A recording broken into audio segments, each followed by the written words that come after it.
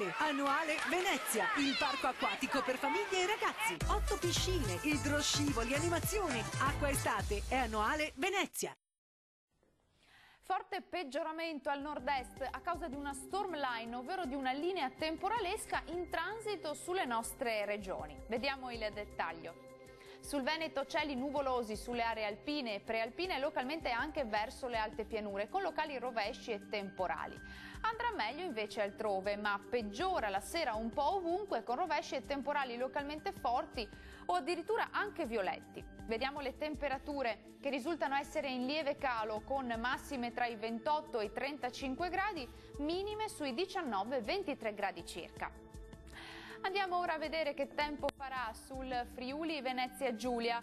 Rovesci e temporali soprattutto sulle aree centro-settentrionali e orientali, andrà meglio sulle pianure centro-occidentali con più sole. Temperature massime in calo tra i 29 e i 33 gradi, minime sui 20-21 gradi circa. E concludiamo con uno sguardo alla situazione del Trentino Alto Adige. Molte nubi con rovesci e temporali diffusi su tutto il territorio, localmente anche forti. Meglio con più schiarite in giornata sul sud trentino.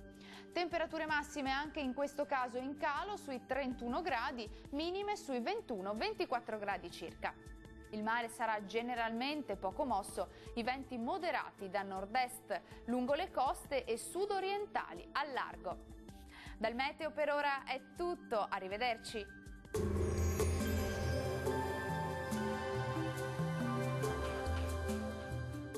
Acqua estate, annuale Venezia, il parco acquatico per famiglie e ragazzi. 8 piscine, idroscivoli, animazioni. Acqua estate è annuale Venezia.